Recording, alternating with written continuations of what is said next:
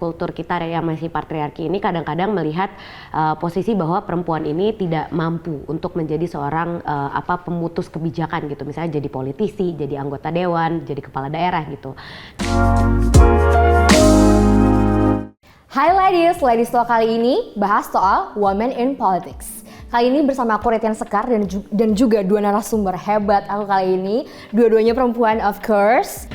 Halo semuanya, nama aku Putri Komarudin. Hari ini masih menjabat sebagai anggota DPR RI dari fraksi Partai Golkar, sedang ditugaskan di Komisi 11 yang membidangi keuangan dan perencanaan pembangunan nasional. Kalau aku sendiri besar juga belajar, nggak di politisi gitu ya, tapi memang selalu tertarik di isu sosial politik gitu. Jadi kuliah ambil HI, terus sebenarnya di private sector awalnya, jadi aku selama 7 tahun lebih itu jadi konsultan di kebijakan publik.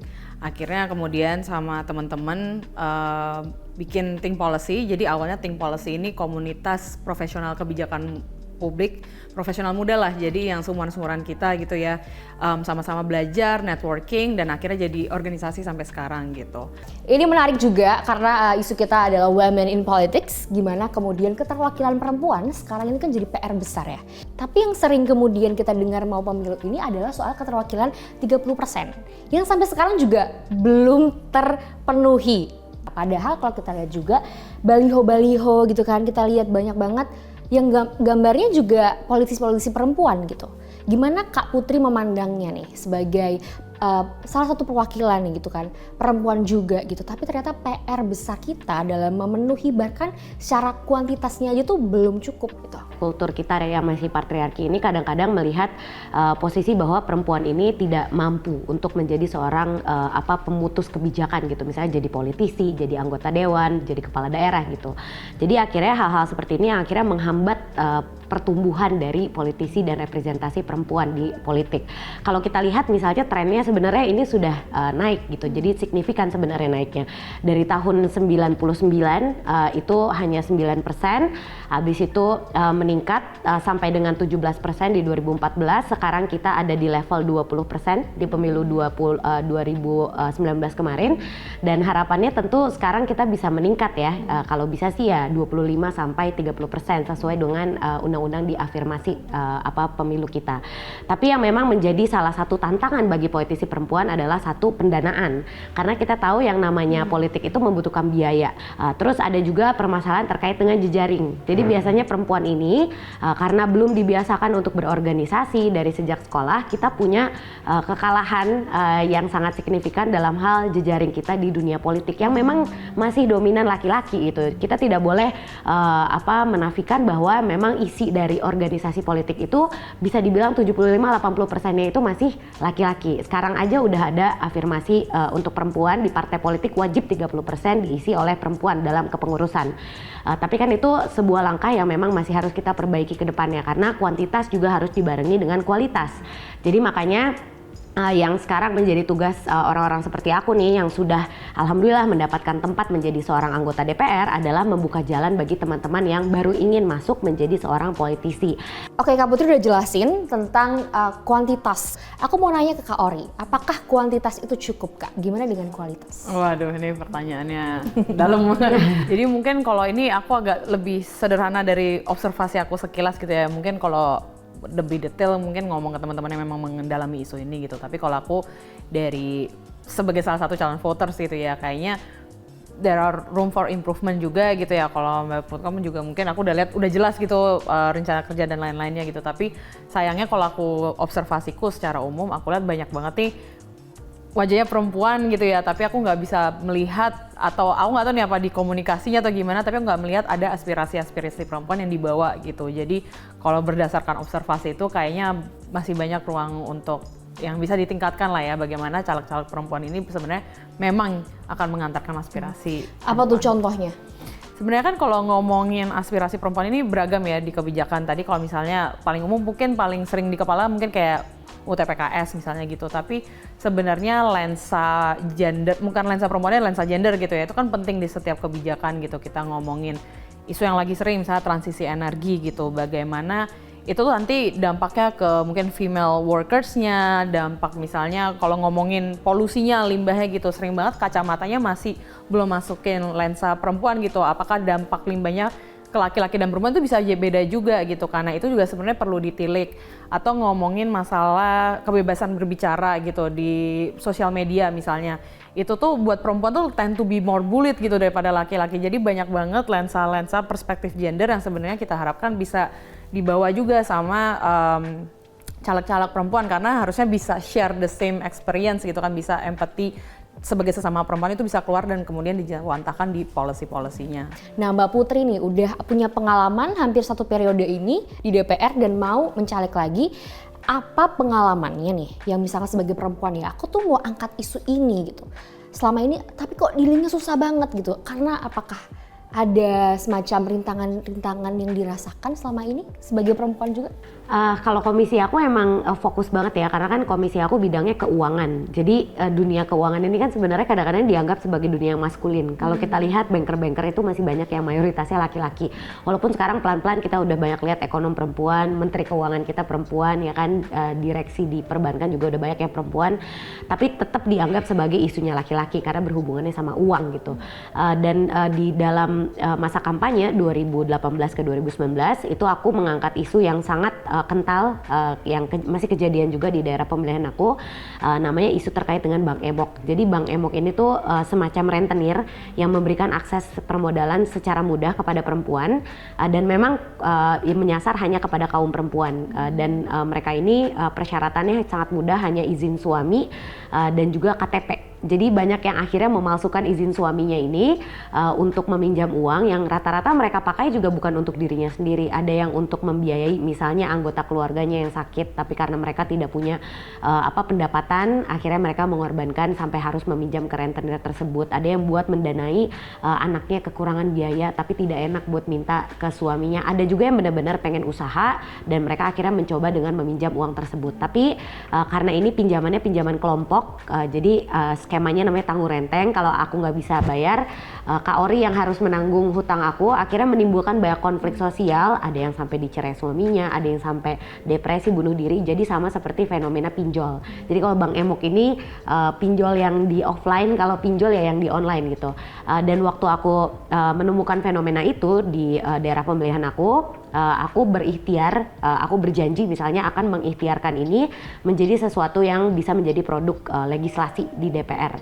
Dan alhamdulillah akhirnya jadi kenyataan di tahun 2023 Komisi 11 bersama pemerintah itu menetapkan yang namanya Undang-Undang Pengembangan dan Penguatan Sektor Keuangan, di mana di situ kita mewajibkan bank untuk mempermudah akses kredit ataupun permodalan bagi UMKM, di mana 64% UMKM kita itu masih perempuan pemiliknya. Kalau di pengalaman Mbak Putri nih ya di DPR itu juga, selama proses ini yang udah terjadi kemarin hampir satu periode ini, apa sih hambatan yang kemudian benar-benar Mbak Putri rasakan untuk memperjuangkan satu isu misalkan, untuk memperjuangkan satu aturan kebijakan misalkan? Aku nggak tahu sih ya, ini karena dunia politik itu begitu dinamis atau memang kebiasaan kita yang belum acknowledge kalau misalnya perempuan itu punya kebutuhan tertentu gitu. Jadi sebagai seorang politisi memang kita tidak punya keleluasan untuk mengambil maternity leave misalnya. Jadi waktu kemarin aku melahirkan itu maternity leave aku hanya 1 minggu, karena setelah itu aku harus melakukan tugas-tugas di DPR lagi gitu, karena ya masyarakat tidak bisa menunggu. Aku sudah berkomitmen untuk menjadi seorang wakil rakyat. Jadi ini juga dirasakan oleh teman-teman aku yang baru melahirkan kemarin. Ada yang bahkan nggak ada cuti melahirkan sama sekali gitu. Jadi beberapa hari setelah operasi sesar, abis itu dia udah langsung masuk kantor lagi. Tapi untungnya sekarang dengan kecanggihan teknologi kesehatan kita, jadi udah ada operasi yang memang tidak menyakitkan untuk perempuan. Tapi ya tentu ini juga menjadi salah satu refleksi kita ya, karena kan sekarang DPR juga sedang memperjuangkan yang namanya RUU Kesejahteraan Ibu dan Anak, di mana di situ diusulkan cuti perempuan itu 6 bulan, nanti bapaknya juga dikasih cuti untuk paternity leave gitu. Jadi hal-hal seperti ini mungkin yang menjadi salah satu tantangan kita di dunia politik sebagai seorang politisi perempuan. Salah satu faktor yang membuat keterlibatan perempuan atau keterwakilan perempuan itu kurang dalam politik Indonesia, di iklim kita politik terutama, itu karena kaderisasi atau pendidikan politik yang nggak setara juga buat perempuan. Karena kemudian afirmasi 30% itu dinilai membebani partai, seperti itu. Terus kemudian juga ada yang bilang bahwa ketika mau pemilu nih baru buru-buru nyari perempuan. Ya, satu juga masih sedih gitu ya kalau itu memang realitanya, tapi memang kadang dengan segala situasi yang memang belum sempurna, memang si 30% ini mendorong ya, walaupun nanti balik lagi ke partainya bagaimana untuk mencapai itu benar-benar substansial, effortnya benar-benar meaningful atau enggak, itu memang pertanyaan lain gitu ya. Tapi at least, maksudnya aku tidak mau mengargue karena walaupun nanti akhirnya kualitas dikorbankan, bukan berarti itu harus diturunkan juga gitu. Itu salah satu effort lah untuk menjaga komitmen. Nah kedua mungkin paham juga gitu, dan akhirnya balik lagi menurut aku itu juga mungkin refleksi dari bagaimana setiap partainya juga meng-treat kaderisasi gitu ya. Kalau kaderisasinya juga memang komitmen untuk kaderisasi tinggi gitu, aku rasa akan translate juga untuk kaderisasi ke perempuan. Tapi kalau memang dari awal kaderisasinya juga masih lemah, akhirnya translate juga ke yang perempuan. Kalau yang laki-laki aja udah nggak kuat, nggak robust gitu ya, apalagi gimana mau invest ke kaderisasi ke caleg-caleg perempuan juga gitu. Mungkin sekarang yang jadi PR kalau kita dari misalnya di Think Policy, bijak memilih, karena kalau kita kan dari publik gitu ya, sebenarnya bagaimana bisa kerja juga dengan parpol gitu ya, mendorong sebenarnya kenapa sih sebenarnya penting juga memang punya kader-kader perempuan yang berkualitas gitu, dan bagaimana itu benar-benar menjadi political currency untuk parpol. Mungkin aku cerita dulu dari Golkar karena aku nggak bisa ngomong, aku nggak bisa ngomong mewakili partai lain ya. Yang aku tahu yang di Golkar, kalau kita sekarang sejak kepemimpinan Pak Erlangga, kita punya yang namanya Golkar Institute, di mana itu kita mewajibkan ada 30% perempuan dari 40 peserta Golkar Institute ini yang usianya di bawah 40 tahun. Jadi ini sebenarnya salah satu solusi dari permasalahan kaderisasi yang tadi Mbak Rey sampaikan gitu. Dan ini kan akhirnya menjadi suatu kebiasaan yang sangat baik. Sekarang kita udah hampir 20 batch dan di situ sudah banyak mencetak kader-kader yang akhirnya jadi caleg perempuan juga. Dengan situasi politik kita sekarang, apakah kita membutuhkan kualitas dulu atau kuantitas dulu nih, Mbak?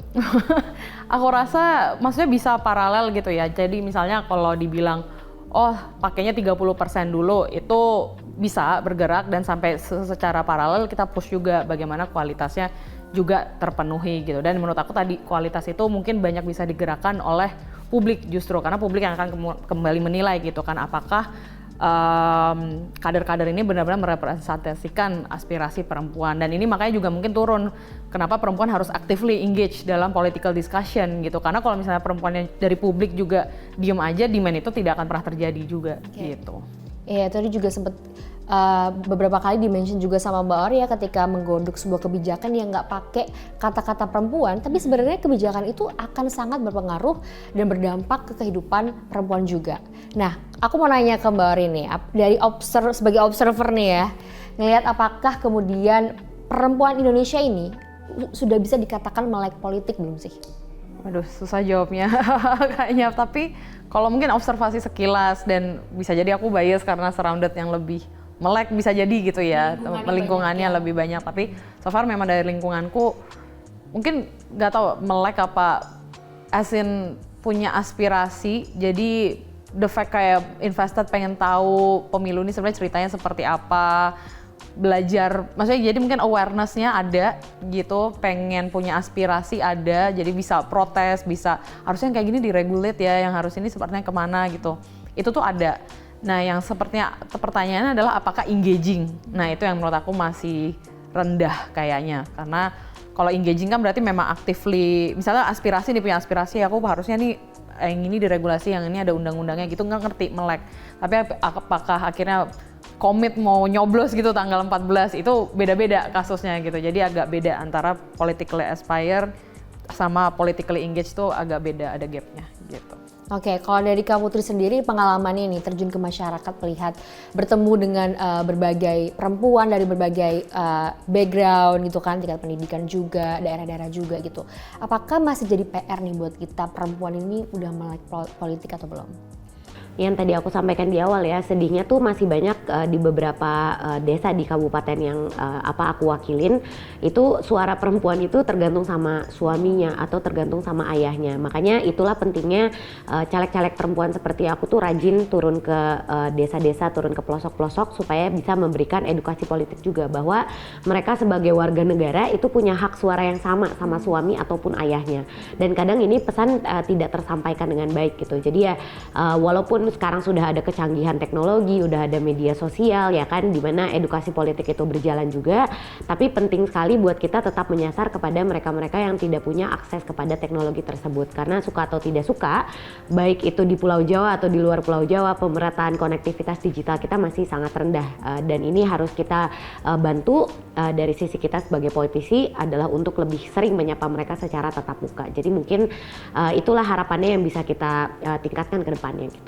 Kalau dari Mbak Ori sendiri nih, sebenarnya seberapa relate sih urusan dan juga isu politik terhadap kehidupan perempuan sehari-hari? Tadi banyak dijelasin ya, jadi memang sangat relatable gitu ya. Cuman mungkin yang jadi challenge itu menyadari bahwa itu relatable, saling berkesinambungan gitu kan, saling berhubungan gitu. Jadi kalau di masyarakat kan langsung kacamata yang penting yang dihadapin tiap hari gitu kan, masalah cari makannya, masalah tadi misalnya gizi anaknya gitu kan. Tapi untuk ngerti bahwa akar dari solusi atau tantangannya itu ada di kebijakan atau politik, itu yang mungkin suka tidak tertranslate gitu ya. Dan akhirnya mungkin turun, aku tadi jadi mikir gitu, sebenarnya kan orang-orang, maksudnya perempuan juga aware dia bisa voting, tapi untuk satu layer di bawahnya gitu, bahwa mungkin aspirasiku berbeda dengan suamiku dan atau ayahku, itu yang nggak ke-translate gitu kan. Jadi itu kayaknya aku jadi penasaran gitu ya, bagaimana membantu bahwa kamu tuh bisa punya pilihan yang berbeda misalnya gitu, karena emang beda kamu sebagai perempuan, kebutuhannya mungkin akan terjawab oleh kandidat yang berbeda dengan suami dan ayahmu gitu. Nah itu yang agak menarik sih, tapi benar, jadi sangat berhubungan, cuman orang masih susah menghubungkan keduanya gitu. Untuk para pemilih perempuan nih, apa sih pesan buat mereka supaya mereka itu kemudian mungkin masing-masing punya ini ya, agenda masing-masing ya, para pemilih perempuan harus gini-gini gitu. Kalau dari Kak Ori sendiri gimana? Kalau ini aku kan stick to framework bijak memilih gitu. Jadi sebenarnya perempuan laki-laki sama, menurut aku frameworknya adalah satu, pahami isu, udah. Jangan mungkin tadi kalau isu kan turunannya banyak ya, baik juga atau isunya mau di zoom in ke isu memang yang lebih perempuan, pahami aja gitu. Jadi duduk perkaranya ngerti gitu. Baru tadi partai politiknya, karena di situ bisa lihat juga komitmennya gitu. Kalau misalnya parpolnya bilang, oh saya sangat berkomitmen terhadap perempuan gitu, pas di track lagi, oh ternyata anggota legislatifnya cuma berapa, yang bilangnya paling muda, ternyata dilihat lagi yang muda nggak ada gitu kan. Jadi benar-benar dicek komitmen mereka gitu, apalagi memang kalau isu yang penting buat kita adalah mengenai women empowerment misalnya gitu. Baru terakhir ke kalau misalnya ngomonginnya konteks capres cawapres, baru ke kandidat gitu ya. Kalau di bijak memilih belum ada konten caleg gitu, tapi mungkin di situ dulu justru fokus aja di 3 framework itu. Nah kalau mungkin tadi turun ke perempuan, sebenarnya mungkin ini agak aneh, tapi justru menurut aku nggak blindly choose because she's a female gitu, karena ya itu kadang maksudnya mungkin bisa gitu, tapi apakah dia benar, justru scrutiny-nya adalah apakah dia benar-benar membawa agenda perempuan gitu, itu yang lebih penting sih. Dan menurut aku itu semua sebuah exercise yang terus perlu dilakukan gitu. Jadi tadi kalau aku bilang demand dari masyarakat kan akan shaping juga nih jadi political currency gitu kan. Jadi benar-benar cari kandidat yang memang sebenarnya membawa aspirasi perempuan. Kalau ternyata yang bawa laki-laki, oh iya, malah aku mungkin akan kayak, oh ternyata ini laki-laki lebih woke gitu daripada perempuan, karena banyak juga perempuan yang masih masculine energy gitu, sayangnya gitu. Itu sih justru, tapi lebih hati-hati aja juga, maksudnya lebih careful, lebih tactful, lebih mindful, benar-benar balik ingat isunya, partainya, baru ke kandidatnya. Oke, nice. Kalau dari Kak Putri? Ya, pemilu ini kan sebenarnya jadi salah satu kesempatan kita untuk memotong apa yang selama ini jadi generational issue kita kan. Maksudnya terkait dengan komunikasi politiknya gitu misalnya, atau terkait dengan agenda-agenda yang akan dibawa nanti ke depannya, baik itu agenda ekonomi, perubahan iklim, transisi energi, kesetaraan gender misalnya. Dan ini bisa kita tampilkan komitmen kita sebenarnya di dalam pemilu ini. Jadi setuju banget tadi yang Kak Ori sampaikan, tidak perlu kita melihat misalnya perempuan atau laki-laki, tapi justru apa sih yang akan dibawa visi misinya baik itu di level eksekutif ataupun legislatif nantinya.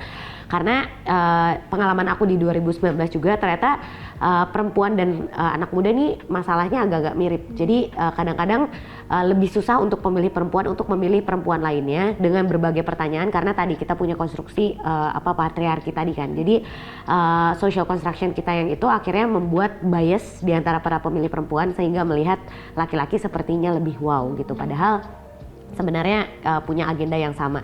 Jadi kita harus bisa menyisihkan bias-bias kita itu dan bisa melihat mereka as is dengan apa yang mereka perjuangkan.